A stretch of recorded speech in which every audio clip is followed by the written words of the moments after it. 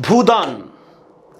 भूदान आंदोलन जो है वो विनोबा भावे ने शुरू किया है, और विनोबा भावे ने जो आंदोलन शुरू किया है, ये आंदोलन जो है विनोबा भावे ने पोचमपल्ली, आंध्र प्रदेश के पोचमपल्ली से ये आंदोलन शुरू किया है और 1951 में स्टार्ट किया था। मैं लिख देता हूँ कब स्टार्ट किया था ये भूदान, 1951। एक अच्छी चीज़ बता देता हूँ आपको, 1953 में इसमें जयप्रकाश नारायण यानी जेपी भी इसमें पार्टिसिपेट करने लगे।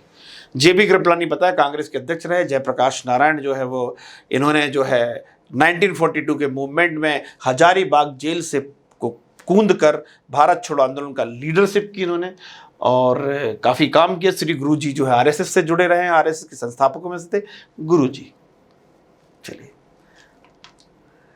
ट्रेड यूनियन के क्रांतिकारी चरण। क्रांतिकारी मतलब हुआ कि उनके सबसे ज़्यादा जो केसेस है, सबसे ज़्यादा एक्टिविटी है वो किस समय रही, तो 1926 से लेके 1939 तक रही। कैसे रही है? पेशावर केस था 1922, ये एग्जाम में आएगा। पेशावर केस जो है कम्युनिस्ट या ट्रेड यूनियन, ये बेसिकली कम्युनिस्ट का है, तो पर वो ट्रेड यूनियन कहीं ना कहीं कम है, कम्युनिस्ट से जुड़ी रही है। कानपुर केस है 1924 का।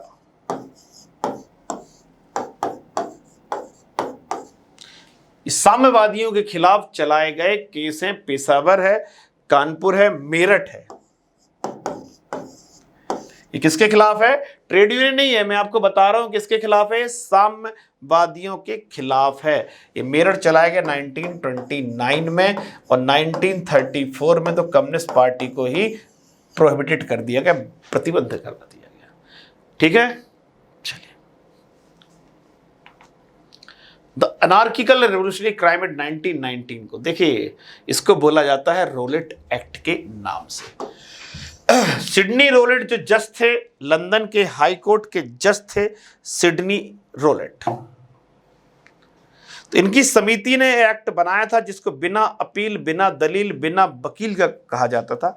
इसका विरोध जो है डॉक्टर सत्यपाल और सैफुद्दीन किचलू ने किया हुआ था। किसने किया हुआ था?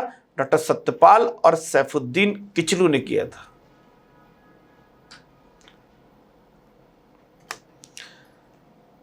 क्लियर है? तो किसके समय की बात है? रोलेट एक्ट के समय की बात, जिसको लेकर 13 अप्रैल 1919 को जलियांवाला बाग मैसेकर हुआ था। एक वर्ष में स्वराज दिलाने की बात गांधी जी ने कब कही थी? तो एक वर्ष में स्वराज दिलाने की बात गांधी जी ने नॉन कोऑपरेशन मूवमेंट के समय कही थी कि मैं एक वर्ष के भीतर स्वराज दिला दूंगा, परंतु 5 फरवरी 1922 को चौरा चौरी होने के कारण 12 फरवरी को उन्होंने इस असहयोग आंदोलन को वापस ले लिया, जिसकी कई लोगों ने क्या किया? निंदा भी की। क्लियर है? जिसकी कई लोगों ने क्या की? निंदा करने का भी काम किया। अगला प्रश्न, लाल कुर्ती दल किसने संगठित किया था? यह किसके लिए किया था? देखिए, लाल कुर्ती मूवमेंट का जो है वो इस ऑर्गेनाइजेशन का नाम है खुदाई खिदमतगार। खिदमतगार लाल शर्ट पहनते हैं इसलिए इनको रेड शर्ट मूवमेंट भी कहा गया है इनको। ये इस संगठन को बनाने वाले थे खान अब्दुल गफ्फार खान, जो नॉर्थ वेस्ट फ्रंटियर में काम कर रहे थे, इसलिए इनको सीमांत गांधी भी कहा जाता है। और इन्होंने अपने क्षेत्र को पाकिस्तान में मिलाए जाने का भी विरोध किया। इनको भारत से भारत रत्न भी मिला है। ये अंग्रेजों को निकालने के लिए चलाया गया था। ये एक्टिव रहे हैं सिविल डिसओबीडियंस मूवमेंट, सविनय अवज्ञा आंदोलन के दौरान इनकी पार्टी ने, इनके लोगों ने काफी अंग्रेजों का विरोध किया। तब अंग्रेजों ने इन्हें दमन करने के लिए, दबाने के लिए गढ़वाल रेजिमेंट को भेजा, परंतु गढ़वाल रेजिमेंट के चंद्र सिंह गढ़वाली ने गोली चलाने से निहत्थों पर इनकार कर दिया। तब ऐसी स्थिति में उस गढ़वाल रेजिमेंट को भंग कर दिया गया। तो खान अब्दुल गफ्फार खान फ्रंटियर गांधी के नाम से प्रसिद्ध हैं, इन्होंने इसका विरोध किया। अगला प्रश्न है, जिया तरंग मूवमेंट कहां से हुआ? जिया तरंग मूवमेंट जो है वो मणिपुर में हुआ है, और यहीं पर इस मूवमेंट को चलाने वाली रानी गैडिन लुई की भी मृत्यु जो है वो मणिपुर राज्य में हुई है। She was arrested in 1932 by Britishers, died in 1993। इनके चचेरे भाई का नाम था जादोनांग, जिसको 1931 में फांसी दी गई थी। क्या नाम था? जादोनांग। ये भी जिया तरंग मूवमेंट से जुड़े हुए हैं। जादोनांग फांसी कब दी गई थी? 1931 में। और गैडिन लुई जो है, जिन्हें जवाहरलाल नेहरू ने नागाओं की माता कहा था, इन गैडिन लुई को 1932 में अरेस्ट किया गया था। 1993 में इनकी डेथ मणिपुर में हुई है। नागाओं की माता किसने कहा था इन्हें? जवाहरलाल नेहरू ने। आईएनए के अधिकारी मुकदमा कहां चला गया? आईएनए मींस आजाद आईएनए के अधिकारी मुकदमा चलाया गया था। आईएनए मींस आजाद हिंद फौज। तो आजाद हिंद फौज में लाल किले पर चलाया गया था ये मुकदमा, और इसके लिए जो है एक बचाव आजाद हिंद फौज बचाव समिति बनी। ये वकीलों की टीम थी जो इनके लिए बचाव कर रही थी, जिसके अध्यक्ष थे भूला भाई देसाई। साथ दिया जवाहरलाल नेहरू भी इसमें कभी जा रहे थे इसके संघर्ष में जो है, और तेज बहादुर सप्रू, कैलाशनाथ काटजू। तो प्रश्न आता है कि आईएनए के कितने लोगों पर केस चलाया गया? तो प्रेम सहगल, शहनवाज खान, गुरदयाल सिंह ढिल्लो। प्रेम सहगल, गुरदयाल सिंह ढिल्लो, शहनवाज खान। क्लियर है? तो ये है आईएनए केस। आईएनए के केस में जनता का दबाव इतना था कि लॉर्ड बेबिल ने इन्हें माफ कर दिया। अपने विशेष अधिकार का प्रयोग करते हुए लॉर्ड बेबिल ने इन्हें माफ कर दिया। भारतीय राष्ट्रवाद ब्रिटिश राज का शिशु था, यह कथन है किसका है?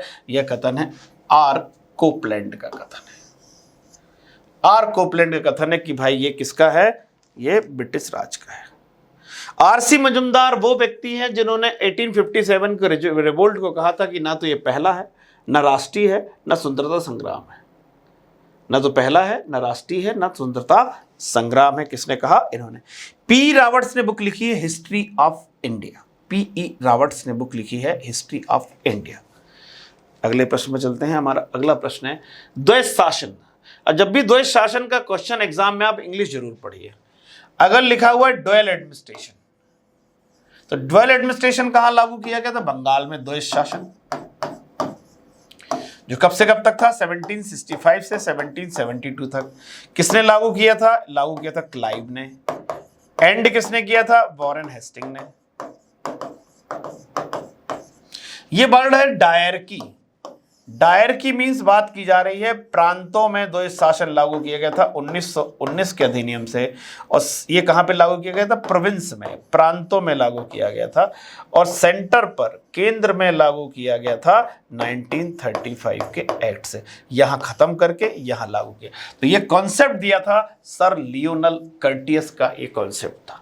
लॉर्ड क्लाइव वो बंदा है जिसने बंगाल में ड्यूअल एडमिनिस्ट्रेशन की बात की थी। हेक्टर मुनरो वो है जो बक्सर की लड़ाई में लड़ने गए थे। लॉर्ड मैकाले वो हैं जिनसे 1835 में अंग्रेजी शिक्षा का माध्यम बनी थी। किस अकाल को प्रकोप का सब? सी ऑफ क्लैमिटी, मतलब इतनी ज्यादा डेथ हुई है, इतना भयंकर अकाल का प्रकोप पड़ा है जिसके कारण उसको सी ऑफ क्लैमिटी कहते हैं। तो यह है उड़ीसा का अकाल। लगभग 1/3 पॉपुलेशन जो है इस अकाल में खत्म हो गई। चलिए अगले प्रश्न पर चलते हैं। अगला प्रश्न है भारत में बॉयज स्काउट और सिविल गाइड का आंदोलन का जरिए। तो इजी क्वेश्चन है, तो यह बैडन पावेल ने किया हुआ है। रिचर्ड टेम्पल वो है जिन्होंने उस मराठा संधि को 1719 को मैग्ना कार्टा कहा। ये चार्ल्स एंड्रूज क्या है? देखिए चार्ल्स एंड्रूज जो है भारत में मिशनरीज के थ्रू इंडिया में आए हुए थे। गोपाल कृष्ण गोखले से मिले, मजदूरों की दशा देखी, बड़े द्रवित हुए। डरबन गए, गांधी जी से मिले, गांधी जी के सिद्धांतों पर चलने की बात की। शांति निकेतन में रविन्द्रनाथ टैगोर से भी मिले। और सबसे खास बात 1925 में जो एटक का कॉन्फ्रेंस हुआ है, AITUC all India trade union Congress, उसके अध्यक्ष भी बने चार्ल्स एंड्रूज। क्लियर है? अगले प्रश्न में चलते हैं। हमारा अगला प्रश्न है फ्रंटियर गांधी। अभी हमने थोड़ी देर पहले चर्चा की थी कि फ्रंटियर गांधी किसे कहते हैं, तो फ्रंटियर गांधी कहा जाता है खान अब्दुल गफ्फार खान को। जतिन दास वो हैं जो जेल में भूख हड़ताल के 64वें दिन जिनकी मृत्यु हो गई थी, वो है जतिन दास। मौलाना आजाद कौन है? जिन्होंने इंडिया विंस फ्रीडम बुक लिखी है, वो है मौलाना आजाद। अगले प्रश्न में चलते हैं। हमारा अगला प्रश्न है the man who divided India. The man who divided India, this book written by doctor Rafiq Chakaria. इन्होंने ही बुक लिखी है। The man who divided India की जगह इन्होंने लिखी है इंडिया डिवाइडेड। India divided. इन्होंने बुक जो लिखी हुई है वो लिखी है India wins freedom. India wins freedom. फिर इन्होंने कौन सी बुक लिखी? Larry Collins and Dominique Lapierre. इन्होंने लिखी है freedom at midnight. Freedom at midnight किसने बुक लिखी है?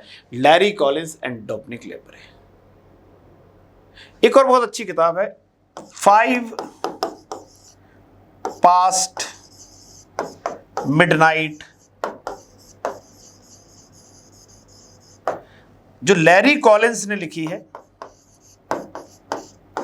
पर उनके साथ डोमिनिक नहीं है, उनके साथ हैं जेवियर मोरे। ये आप नोट कर लीजिए इस बुक को। 5 पास्ट मिडनाइट इन भोपाल, पूरा नाम है 5 पास्ट मिडनाइट इन भोपाल। भोपाल गैस ट्रेजेडी पर लिखी हुई बुक है लैरी कॉलिंस एंड जेवियर मोरे के द्वारा। चलिए अगले प्रश्न पर चलते हैं हम। अरविंद घोष ने क्या लिखा? तो अरविंद घोष ने जो लिखा है वो द लाइफ डिवाइन लिखी हुई है।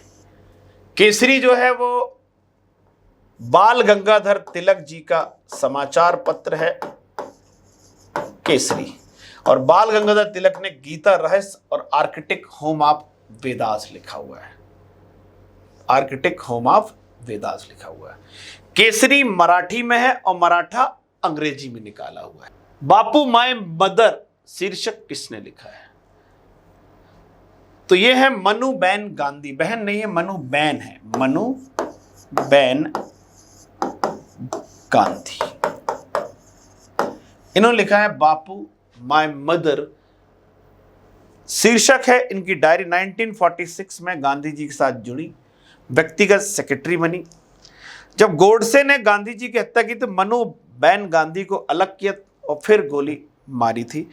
इनके साथ आभा बैन भी थी। महादेव देसाई भी इनके पहले सेक्रेटरी रहे, पर महादेव देसाई की डेथ जो है पूना के आगा खा पैलेस में हुई है, महादेव देसाई की। साथ में इनकी पत्नी कस्तूरबा गांधी, मतलब इनकी मीन्स महात्मा गांधी की पत्नी की भी डेथ हुई है। राजकुमारी अमृत कौर कौन है? राजकुमारी अमृत कौर भारत की पहली स्वास्थ्य मंत्री या पहली महिला जिसे मंत्रालय में हिस्सा मिला है।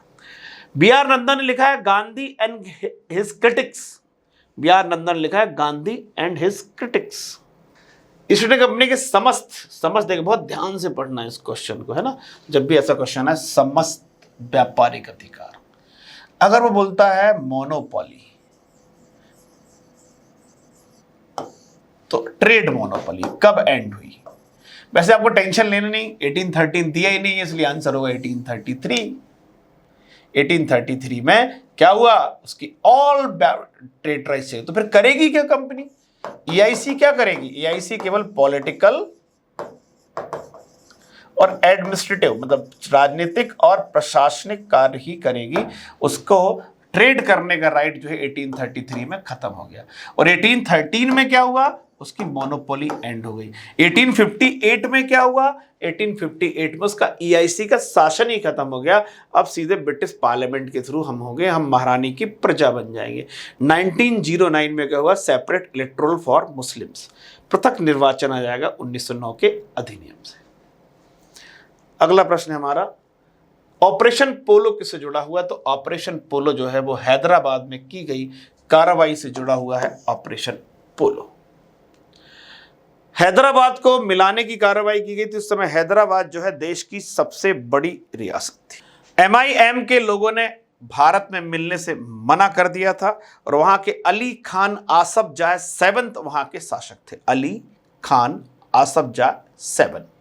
तब भारत से मेजर जनरल JN चौधरी को भेजा गया था, जिन्होंने ऑपरेशन पोलो का नेतृत्व किया हैदराबाद के लिए। जूनागढ़ में सैनिक कार्रवाई नहीं हुई। जूनागढ़ में हुआ रेफरेंडम, जनमत संग्रह हुआ, जिससे जूनागढ़ को मिला लिया गया। भारत छोड़ो में ऑपरेशन पोलो नहीं था, ऑपरेशन 0 आवर चलाया गया था। वो भी किसके लिए? कांग्रेस के नेताओं को गिरफ्तार करने के लिए ऑपरेशन 0 आवर चलाया गया था। अलीपुर सेंट्रल जेल कहाँ है? तो अलीपुर सेंट्रल जेल जो है वो कलकत्ता में है।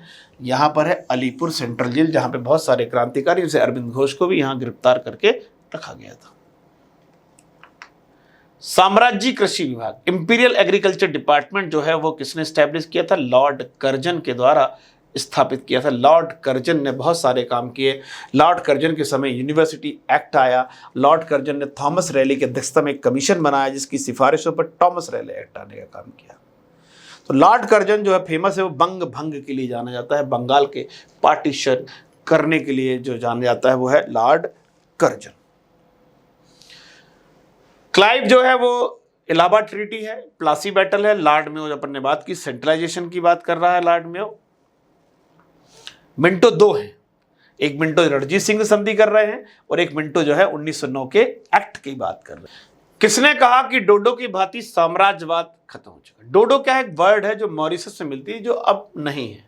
तो उसी तरह उन्होंने कहा कि इंपीरियलिज्म का कॉन्सेप्ट भी अब खत्म हो चुका है। तो ये कहने वाले हैं क्लीमेंट एटली। क्लीमेंट एटली ने कहा लॉर्ड बेबिल वो व्यक्ति हैं जिन्होंने बेबिल प्लान शिमला में डिस्कस किया था। बेबिल प्लान कहां डिस्कस किया था? शिमला में। विंस्टन चर्चिल जो हैं वो सेकेंड वर्ल्ड वॉर के समय इंग्लैंड के PM रहे हैं। रैमजे मैकडोनाल्ड वो जिन्होंने कम्युनल अवार्ड दिया हुआ था, सांप्रदायिक पंचायत की घोषणा की थी रैमजे मैकडोनाल्ड ने। अगला प्रश्न है हमारा, कौन सा युग्म सही है? सुमेलित नहीं है। Which of the following is not correctly match? Not, कौन सा मैच नहीं कर रहा है इन सब में? तो हम बात करेंगे सेकंड गोलमेज सम्मेलन कहीं से भी मैच नहीं कर रहा, क्योंकि 37 का गोलमेज सम्मेलन से कोई लेना, 1931-32 के सम्मेलन है, तो इसलिए पूरी तरह गलत है। सिविल डिसोबीडियंस करेक्ट है, जल सेना अधिनियम ठीक है, सांप्रदायिक निर्णय कम्युनल अवार्ड जो है वो भी थोड़ा सा चेंज होना चाहिए था, यहाँ पर 1932 होना चाहिए था, यहाँ पर 1932। यहाँ पर हम देखें तो 2 आंसर इसमें करेक्ट होंगे, क्योंकि कौन सा मैच नहीं करता है? तो ये भी मैच नहीं करता है और डी भी मैच नहीं करता, क्योंकि 33 नहीं 1932 होना चाहिए। इसलिए यहां पर आंसर क्या होंगे? 2। सेकंड गोल में 1937 is wrong and communal award 1933 is also. Clear है? तो कौन सा अधिनियम है वो आप देख लीजिएगा उसको, तो थोड़ा सा इस आंसर को चेक कर लीजिएगा। और जो कम्युनल अवार्ड है वो 16 अगस्त आपको पता है रैमजे मैकडोनाल्ड ने इसकी घोषणा की हुई थी, तो उसको भी आप देख लीजिएगा। अगला प्रश्न है बारदोली, चंपारण, कूका, लाल कुर्ती। अभी हम लाल कुर्ती की चर्चा करते आ रहे हैं, मैं आपको एक ऑप्शन मिलाने की बात कर रहा है। लाल कुर्ती मूवमेंट तो आपने पढ़ा हुआ है, तो लाल कुर्ती किस पर है? गफ्फार खान से संबंधित है। बारदोली पता है कि पटेल जी को सरदार की उपाधि मिली हुई थी। चंपारण जो है वो गांधी से रिलेटेड है, तो राम सिंह जो है, राम सिंह और बालक सिंह से है। कूका, तो आंसर क्या होगा? 4 1 2 3 4 1 2 3 ये आंसर होगा। तो कूका मूवमेंट किसने चलाया? राम सिंह और बालक सिंह ने कूका मूवमेंट चलाया। चंपारण गांधी जी गए हुए थे ऑन द इन्विटेशन ऑफ राजकुमार शुक्ल। बारदोली 1920 में है। लाल कुर्ती आप बढ़ ही चुके, सिविल डिसोबीडियंस मूवमेंट के समय की बात है। अगला प्रश्न है हमारा, कस्तूरबा महादेव देसाई की अभी मैं थोड़ी देर पहले ही बता चुका हूं कि समाधियां तो कहां उनकी डेथ हुई थी, वही कहां दफनाया गया था? तो आंसर है आगा खां पैलेस, पूना में। दोनों की यही डेथ हुई थी। जब 1942 में अरेस्ट किया गया था तो यहीं पर रखा गया था ऑपरेशन 0 आवर के बाद, तो यही पर। यरवदा जेल में कब गए थे? नॉन कोऑपरेशन और सिविल डिसोबीडियंस के बाद गए थे। क्लियर है? अगला प्रश्न पर चलते हैं हम। इंडियन इंडिपेंडेंस एक्ट कब इफेक्टिव हुआ? केम इन इफेक्ट, तो केम इन इफेक्ट 18 जुलाई। 18 जुलाई को वो इफेक्ट में आया। 4 जुलाई को प्रेजेंट हुआ था ब्रिटिश पार्लियामेंट में। ये 4 जुलाई वो डेट है जब अमेरिका का भी इंडिपेंडेंस है, पर 18 जुलाई को इफेक्टिव हुआ था। भारत विभाजन के लिए मोहम्मद अली जिन्ना को सबसे ज्यादा जिम्मेदार कौन मानता है कि मोहम्मद अली जिन्ना जो है वो इसके जिम्मेदार है? तो क्या वाकई जिन्ना जिम्मेदार है या परिस्थितियां जिम्मेदार हैं? ये एक मुख्य परीक्षा में डिस्कशन का विषय हम करेंगे। तो यहां पर हम देखें कि यहां पर जो है वो कहने वाले हैं लॉर्ड माउंटबेटन। गांधी जी ने काफी जिद की तो गांधी जी को उन्होंने वन मैन बाउंड्री फोर्स कहा। अबुल कलाम ने भी इसके विरोध किया कि भाई ये नहीं होना चाहिए। खान अब्दुल गफ्फार खान ने कहा ये तो बहुत ही अन्याय है, हम आपके साथ लड़े, आज हम वहां गए। तो इस तरह हमारा विभाजन हुआ। पंडित गोविंद बल्लभ पंत ने कहा कि आज हमें आत्महत्या या पाकिस्तान में से किसी एक को चूज करना पड़ेगा। तो एक गंभीर स्थिति थी और विभाजन बड़ी त्रासदी है हमारी। साराबंदी आंदोलन है, कर ना देने का आंदोलन जो वल्लभ भाई पटेल के नेतृत्व में प्रारंभ किया गया, साराबाई आंदोलन। नो टैक्स कैंपेन है साराबाई आंदोलन। किसने रविन्द्रनाथ टैगोर को महान प्रहरी कहा है? प्रहरी मतलब जो रक्षा करने का काम करता है उसे हम कहते हैं प्रहरी। तो महात्मा गांधी ने इन्हें प्रहरी भी कहा है और महात्मा गांधी ने गुरुदेव भी कहा है। रविन्द्रनाथ टैगोर ने गांधी को महात्मा कहा है। क्लियर है? सुभाष चंद्र बोस ने गांधी जी को राष्ट्रपिता कहा है और सुभाष चंद्र बोस ने विवेकानंद को आध्यात्मिक आंदोलन का पिता कहा है। विवेकानंद को क्या कहा है? आध्यात्मिक आंदोलन का पिता कहा है। तो क्लियर है? टैगोर को चांग काई शेक ने रिस्पेक्टेड गुरुदेव कहा है। ये कौन है चांग काई शेक? चाइना के हैं चांग काई शेक, जो बाद में जो है वो ताइवान शिफ्ट हो गए थे। तो उन्होंने क्या कहा है? इनको रिस्पेक्टेड गुरुदेव कहा है। किस भारतीय शिक्षा का मैग्ना कार्टा किसे कहते हैं? तो भारतीय शिक्षा का मैग्ना कार्टा वुड डिस्पैच को कहते हैं, जो 1854 में आया। 1854 की बात है। इस समय कौन थे? लॉर्ड डलहौजी थे। सैडलर कब आया? तो सैडलर जो है 1917 में सैडलर कमीशन आया। रैले जो है कमीशन फॉर्म्ड हुआ 1902 में, पर एक्ट के रूप में कन्वर्ट हुआ 1904 में, जिसे हम विश्वविद्यालय अधिनियम कहते हैं। और मैकाले ने इंग्लिश एजुकेशन की वकालत की थी मैकाले आयोग के द्वारा। अगला प्रश्न हमारा, किन देव नेताओं ने भारत का दौरा कर सामाजिक उत्थान का काम किया? सोशल अपलिफ्टमेंट का काम करने वाले कौन दो नेता हैं? तो इसमें जो है गांधी जी और तिलक जो हैं, इन्होंने सामाजिक सुधार या सामाजिक उत्थान करने का कार्य किया है, तिलक और उसने।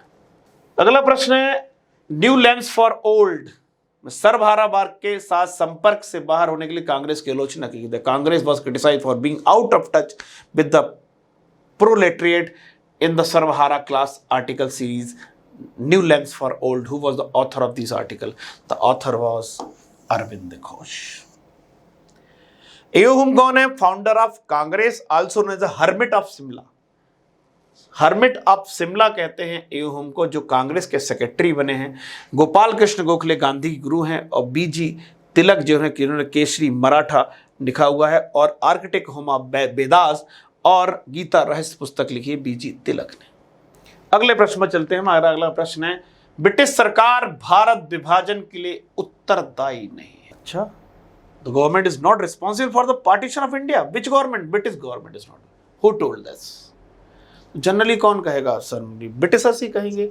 तो लॉर्ड एटली कहते हैं कि we are not responsible for this partition.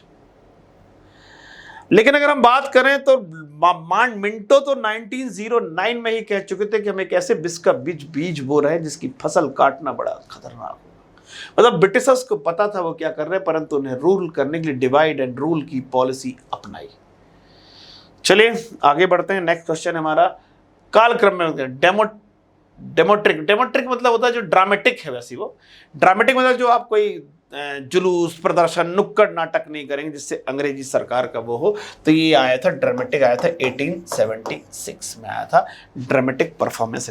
Vernacular आपको पता है 1878 में आया था, 1878 में आया था बर्नाकुलर प्रेस एक्ट, जिसने देसी मतलब अंग्रेजी को छोड़कर सभी अखबारों पर जो है वो प्रतिबंध लगाने का काम किया था। ये आया था 1890 में आया था। और बंगाल टेनेसी एक्ट तो हम शुरू से पढ़ते आ रहे हैं कि 1885 में आया। तो पहले कौन आया क्रोनोलॉजिकल ऑर्डर में अगर हम देखें तो पहले आया ए, फिर आया बी, फिर आया डी, फिर आया सी, ए बी डी सी। तो आंसर हो जाएगा A B D C. The next question is, किसने भारत सरकार अधिनियम 1935 का charter of slavery, famous question है, इसको ये कहा गया था जवाहरलाल नेहरू के द्वारा। जवाहरलाल नेहरू ने इसे दास्ता का चार्टर कहा है। डॉक्टर राजेंद्र प्रसाद ने जो है वो गोलमेज सम्मेलन को कहा था बिना दूल्हे की बारात, दूल्हा ही नहीं गया तो कांग्रेस नहीं गई तो कैसे माने। चलिए अगला प्रश्न है, हमने नागरिक सेवाओं के लिए प्रतियोगी परीक्षा कब एक्सेप्ट की गई। तो वैसे बेसिकली प्रतियोगी परीक्षा जो है 1853 के एक्ट में पहली बार आई और इससे एग्जाम शुरू हुए। सत्येंद्रनाथ टैगोर पहले ICS बने और भारत में 1919 के एक्ट से 1990 के एक्ट में प्रोविजन किया गया था एक पब्लिक सर्विस कमीशन के लिए। तो 1926 में बना पब्लिक सर्विस कमीशन, भारत में बना। 1926 में लोक सेवा आयोग की स्थापना हुई। चलिए अगले प्रश्न में चलते हैं। हमारा अगला प्रश्न है, भारतीय राष्ट्रवाद ब्रिटिश राज का शिशु है। नेशनलिज्म मतलब इन्फेंट ऑफ, कौन कह रहे हैं? ये शायद रिपीट क्वेश्चन हम पहले भी बात कर चुके हैं, तो ये आर कोपलैंड ने कहा हुआ है। अगले प्रश्न में चलते हैं। हमारा अगला प्रश्न है, रेडक्लिफ समिति किसके लिए? तो रेडक्लिफ किसके लिए बनाई गई थी? रेडक्लिफ बनाई गई थी भारत और पाकिस्तान के बीच की बॉर्डर बनाने के लिए। भारत पाकिस्तान में तो जो आज बांग्लादेश है वो भी रेडक्लिफ के नाम से है, तो इसके लिए बनाई गई थी Radcliffe line. Indian independence British संसद द्वारा पारित किया गया था जुलाई 1947। ये भी हम पहले पढ़ चुके हैं। 18 जुलाई को इफेक्टिव हुआ, 4 जुलाई को पेश किया गया। 1946 में इंटरिम कैबिनेट की अध्यक्षता किसने की थी? तो अध्यक्षता की बात करेंगे तो जवाहरलाल नेहरू ने उसकी अध्यक्षता की थी। 2 सितंबर 1946 को इसका गठन किया था। कब बनी थी इंटरिम गवर्नमेंट? 2 सितंबर 1946 को। राजेंद्र प्रसाद जी को मिला था फूड एंड खाद्य मंत्रालय, खाद्य एवं कृषि। सरदार वल्लभ भाई पटेल को मिला था गृह सूचना एवं प्रसारण, IB मिनिस्टर थे, information and broadcasting, home and IB। Rajagopalachari जो थे वो एजुकेशन संबंधित थे, शिक्षा से। फिर जवाहरलाल नेहरू के पास क्या था? विदेश नीति एंड कॉमनवेल्थ के मामले थे जवाहरलाल नेहरू के पास। ये भी याद कर लीजिए क्योंकि एग्जाम में ये भी पूछा सकता है कि कौन किसके पास पोर्टफोलियो कौन सा था। अगला प्रश्न है, किस एक ने भारत के लिए त्रिस्तरीय शासन? देखिए कंफ्यूज बने, त्रिस्तरीय पंचायतों भी होता है तो कई बार आप ये कह सकते हैं बलवंत राय मेहता कमेटी होनी चाहिए, पर यह आंसर है कैबिनेट मिशन। कैबिनेट मिशन ने क्या किया? ग्रुपिंग कर दी। देखिए मैं पूरा समझा देता हूं, एक मिनट जरा। कैबिनेट मिशन ने बोला कि ये पूरे इंडिया का एक होगा, कॉन्स्टिट्यूशन होगा, ये यूनियन होगा। फिर ऐसे ग्रुपिंग कर दी उसने, A category, B category, C category. ये प्रांतों को क्या बांट दिया? सबका एक यूनियन बना दिया और ए कैटेगरी की स्टेट, बी कैटेगरी की स्टेट, सी कैटेगरी की state.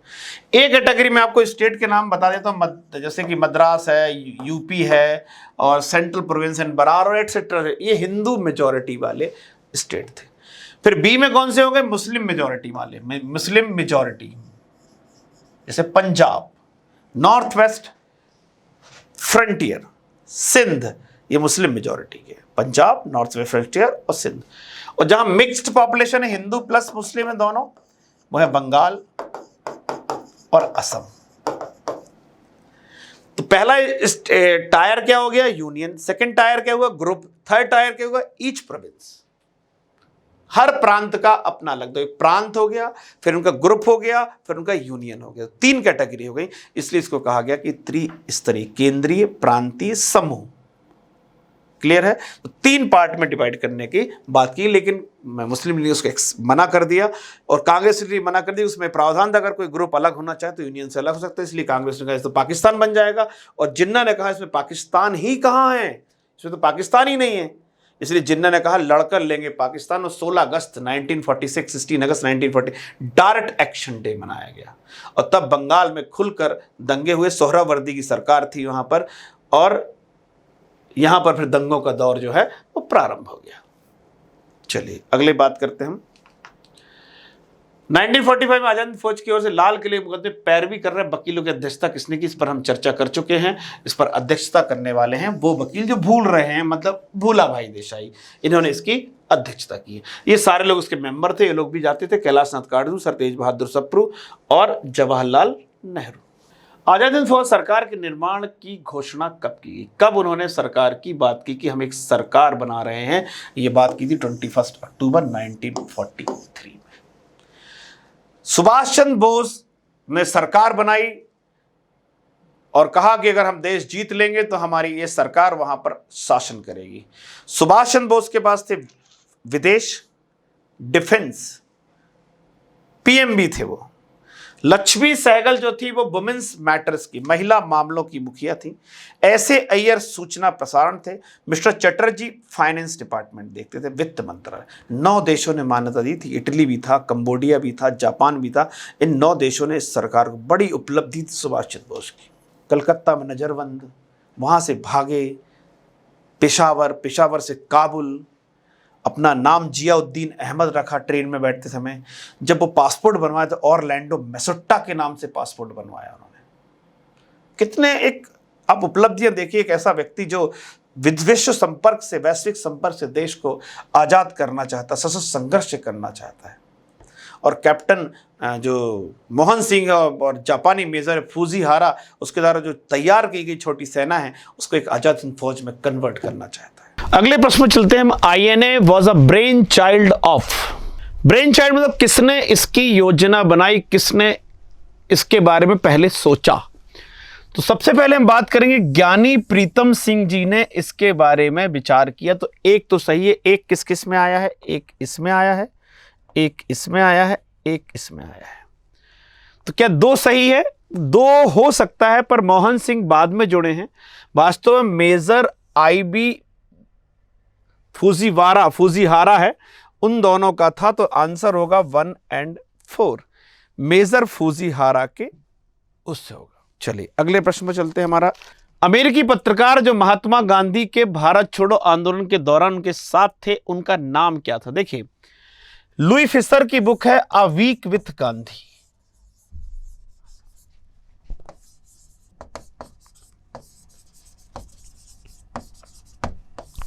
A week with Gandhi. Webb Miller की बात करें तो बेब मिलर वो हैं जो सविनय अवज्ञा, सिविल डिसओबीडियंस मूवमेंट के दौरान धरासना नमक कारखाने में जो धरना दिया जा रहा था, मणिलाल गांधी और सरोजनी नायडू के नेतृत्व में, उसको देखने, उसको लिखने का काम कौन कर रहे थे? बेब मिलर कर रहे थे। तो आंसर होगा लुई फिशर, जो 1942 में गांधी जी के भारत छोड़ो आंदोलन के साथ थे। उनका नाम था लुई फिशर, जिनकी बुक है अ वीक विथ गांधी।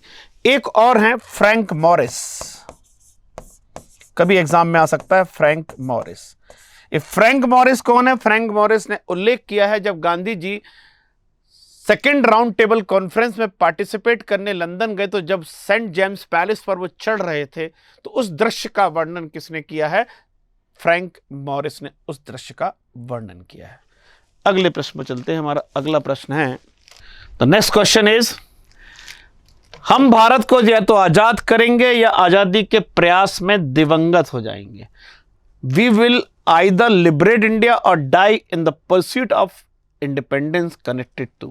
तो ये किससे संबंधित है? ये भारत छोड़ से संबंधित है। ये महात्मा गांधी ने कहा था डू और डाई। अपने 70 मिनट का मैराथन भाषण दिया था गांधी जी ने, यहां पर बंबई के ग्वालियर टैंक मैदान में शुरू हुआ था। पट्टाभी सीतारामैया ने कहा कि आज बापू तो पैगंबर की शक्ति से बोल रहे हैं, परंतु अंग्रेजों ने ऑपरेशन 0 आवर चलाकर सारे बड़े नेताओं को इस भारत छोड़ो आंदोलन के दौरान गिरफ्तार कर लिया था। इसलिए इसको हम स्वतः स्फूर्त आंदोलन, अपने आप चलने वाला आंदोलन भी कहते हैं। चलिए अगला प्रश्न है आपका, महात्मा गांधी धरासना नमक कारखाने के, अच्छा ये वही क्वेश्चन है, where was the Mahatma Gandhi during the raid of Congress worker on Dharasana salt go down. Clear है, धरासना के समय कहां पर थे। अभी मैंने बताया कि धरासना का वर्णन वेब मिलर ने किया, मणिलाल गांधी और सरोजिनी नायडू थे। तो गांधी जी उस समय कहां थे, तो गांधी जी यरवदा जेल में थे, पुणे के पास यरवदा जेल में थे सविनय अवज्ञा आंदोलन के दौरान।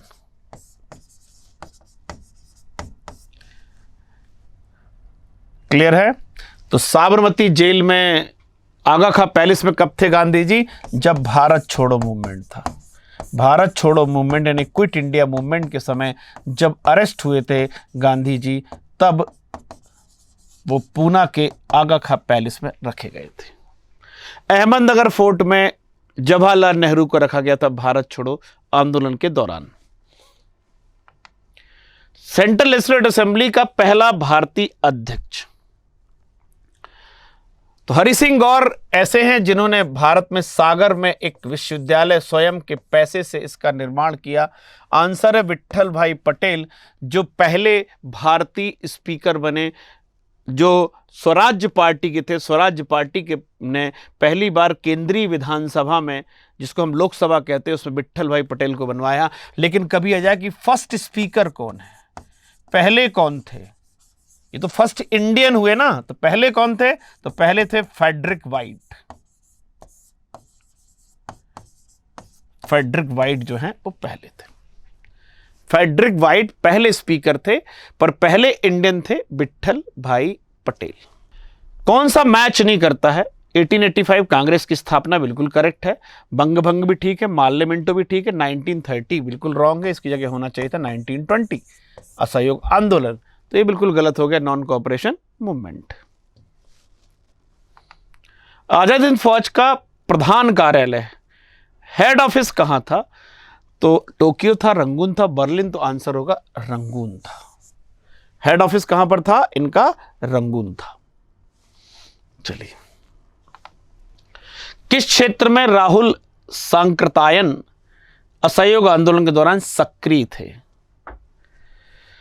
राहुल सांकृत्यायन की बात करें तो एक बहुत ही विलक्षण प्रतिभा वाले व्यक्ति, 36 लैंग्वेज को जानते हैं, ज्यादा पढ़ाई नहीं की पर बौद्ध मठ को ज्वाइन किया, और इन्होंने अपने यात्रा वृत्तांत लिखे, तिब्बत, मध्य एशिया, श्रीलंका, चाइना। इनकी बुक है बोल्गा टू गंगा। बोल्गा क्या है, बोल्गा टू गंगा, इनकी बुक है बोल्गा टू गंगा। और मेरी यात्रा, मेरी राजनीतिक, मेरे जीवन की यात्रा, मेरे जीवन की यात्रा है। इनका वास्तविक नाम है केदारनाथ पांडे। राहुल सांकृत्यायन का वास्तविक नाम है केदारनाथ पांडे। ये कहां पर थे, ये छपरा में उस समय सक्रिय थे राहुल सांकृत्यायन। महात्मा गांधी द्वारा चलाया गया पहला जन आंदोलन, जन मतलब क्या होता है, मास मूवमेंट। मास मतलब वेर जब सब लोग पार्टिसिपेट करें, किसान भी हो, लेबर यानी मजदूर भी हो, वुमेन्स भी हो, सभी लोग पार्टिसिपेट करें, तब उसे हम कहते हैं मास मूवमेंट। जहां पर पढ़े लिखे लोग, लॉयर, कैपिटलिस्ट सब आ जाएं, तो ऐसा पहला आंदोलन गांधी जी का है, नॉन कोऑपरेशन मूवमेंट। इसलिए हम कहते हैं गांधी जी ने जो है कांग्रेस को जो है क्या बदल दिया, एक मास बेस पार्टी बना दिया, एक जनता की पार्टी बनाया इस असहयोग आंदोलन के दौरान। चलिए, तो हम अगले FLT पे चलेंगे। इस FLT के फीडबैक का इंतजार आपका रहेगा। बहुत बहुत धन्यवाद।